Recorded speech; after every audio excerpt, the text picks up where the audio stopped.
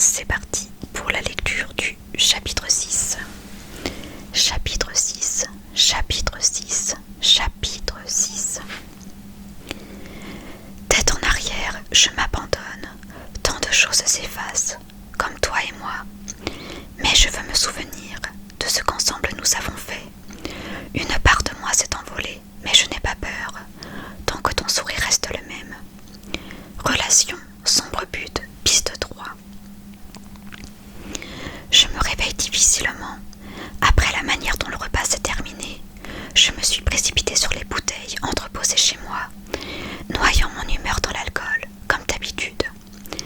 J'ai réussi, je ne sais pas trop comment d'ailleurs, à me traîner jusqu'à mon lit et à m'y avaler comme une masse.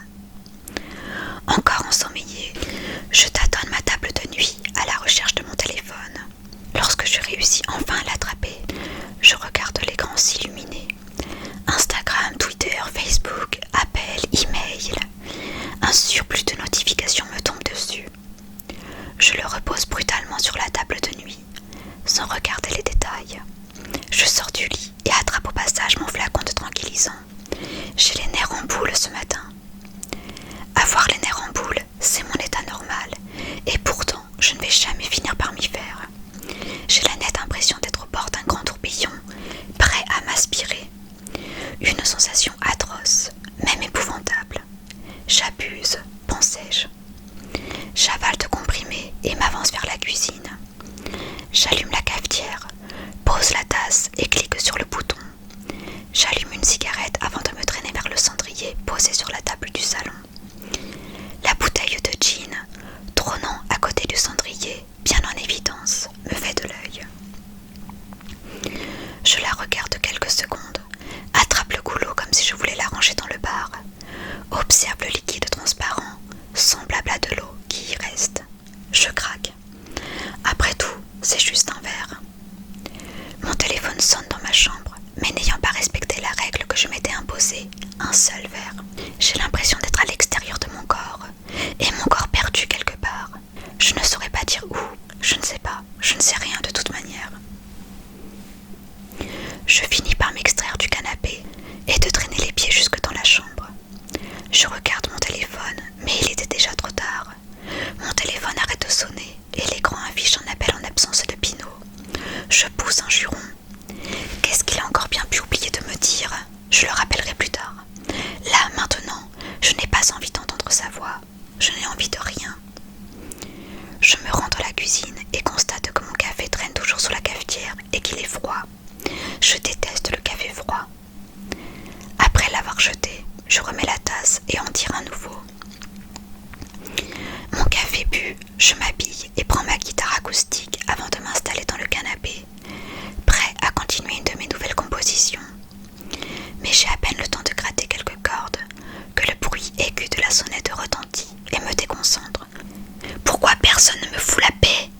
Songeais-je rageusement en reposant ma guitare.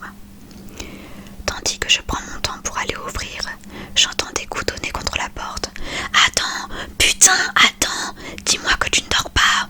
rage Pinot derrière celle-ci. Je pourrais m'amuser pendant des heures à l'entendre s'acharner contre ma pauvre porte. Mais comme je ne suis pas d'humeur, « Qu'est-ce qu'il y a ?» demandai-je, sans même lui dire bonjour. Pinot me regarde un instant, ébahi. « Oh, par tous les saints, tu es réveillé et habillé !» s'exclame-t-il, comme s'il venait d'assister à un miracle. « Ça tombe bien, il faut que tu viennes avec moi. »« Pourquoi ?» dis-je froidement. Pinot se tord devant moi et bégaye. J'ai oublié quelque chose d'une grande importance. « Laquelle ?» grommelai-je en fronçant les sourcils. « Peut-être bien une interview, suggère-t-il timidement, attendant visiblement que j'explose de rage. Je m'appuie contre la porte. Il ajoute précipitamment. Avec une promesse que tu chanterais en acoustique. Je devrais te renvoyer, Pinot, m'énervai-je. Tu fais chier.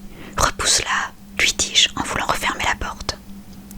Justement, attends, ajoute-t-il en la retenant. Je ne serais pas là si j'avais pu la repousser. C'est pour la BBC. Il a à présent un petit rictus. Ses yeux me supplient. Je grogne. Ok, je viens, mais c'est la dernière fois, Pinot. Je soupire, puis mets mon manteau et mes chaussures avant de rejoindre Pinot dans la voiture, accompagné d'une bière et de ma guitare. « Comment s'est passé ton repas de famille ?» me demande-t-il après quelques minutes de silence. Je lui jette un regard dévastateur avant de boire une gorgée de bière. « Je vois », murmure-t-il sans insister. Nous n'ouvrons plus la bouche durant tout le trajet. Pinot restant concentré sur la route et moi buvant ma bière, jusqu'au lieu de rencontre avec le journaliste et son équipe. Dès notre arrivée, les techniciens se jettent sur nous. « Bonjour, monsieur Nolly, suivez-moi s'il vous plaît », dit l'un d'eux, apparemment pressé. « On va vous préparer et vous montrer le plateau. »« Plateau ?» répétai-je sans comprendre. « Pour le live acoustique », rétorque-t-il, comme si ça tombait sous le sens. Le technicien me donne un micro et attache une oreillette à mon pull avant de me raccompagner vers Pinot. « Tu es prêt ?» me demande-t-il. « Tu ne m'as rien expliqué, Pinot. »« C'est simple, attends, une série de questions, une chanson. »« Et laquelle ?» répliquai-je en haussant les épaules, mécontent. « Fais celle que tu veux, sois professionnel. »« Tu me demandes à moi d'être professionnel ?» m'exclamai-je en haussant le ton. « Je me retrouve ici, en retard, sans aucune indication, à cause de toi, Pinot. Je dois rattraper ta putain de faute professionnelle, et c'est toi qui me traites d'amateur. » Finis-je par crier, hors de moi. Au même moment, une jeune femme nous interrompt. « Monsieur Nolly » appelle-t-elle, un peu intimidée. « Désolée de vous déranger, mais êtes-vous prêt ?»« Ouais » dis-je sèchement avant de la suivre dans les coulisses jusqu'au plateau. Sous la lumière du projecteur, un présentateur au sourire éclatant récite son texte avec entrain. « Attends, Nolly, le leader de Endo est avec nous. Accueillez-le bien fort. » La jeune femme me fait signe pour m'indiquer que c'est à mon tour d'entrer sur le plateau.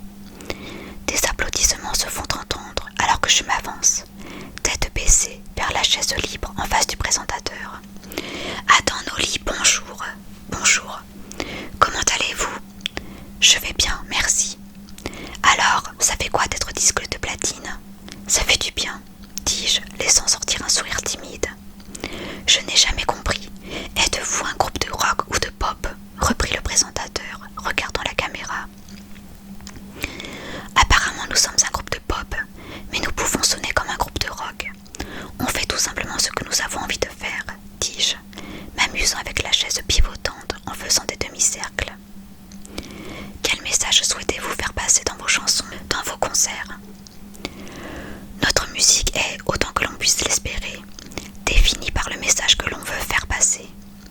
Mais la plupart des personnes viennent à nos concerts parce qu'ils nous ont entendus à la radio, dis-je, marquant une pause. Si les gens font attention aux paroles et qu'ils réfléchissent à leur sens, c'est génial. Mais le but premier d'un concert est de prendre son pied.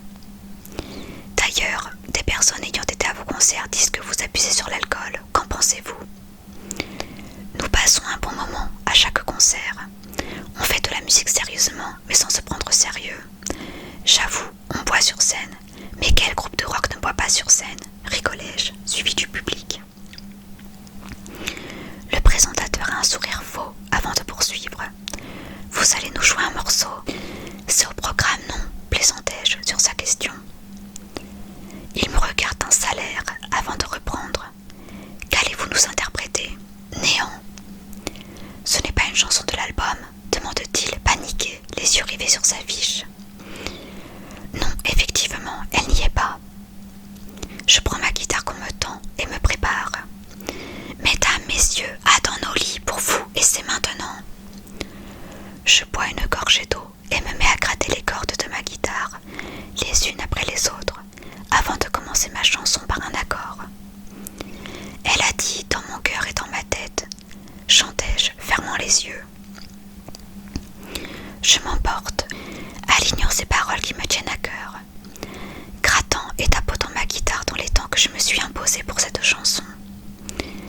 Dis-moi pourquoi notre relation doit se terminer. Continuai-je, les yeux rivés sur le plafond.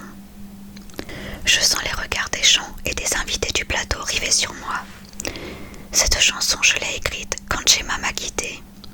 Ce n'est pas qu'une chanson, c'est une complainte. Alors je mets mon vieux pull, celui sur lequel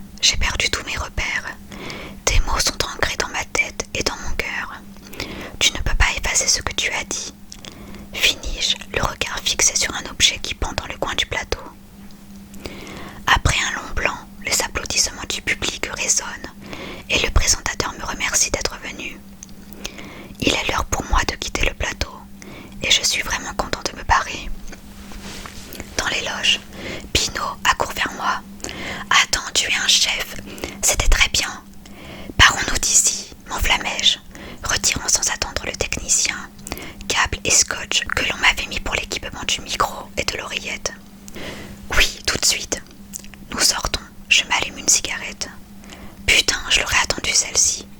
Pinot rigole. Il me faut un verre, reprends-je sèchement. Tu veux combattre le mal par le mal? Attends. Quoi? dis-je surpris. Tu croyais que je n'allais pas le remarquer, ta gueule de bois. Je tire une latte sur ma cigarette avant d'avancer vers la voiture, essayant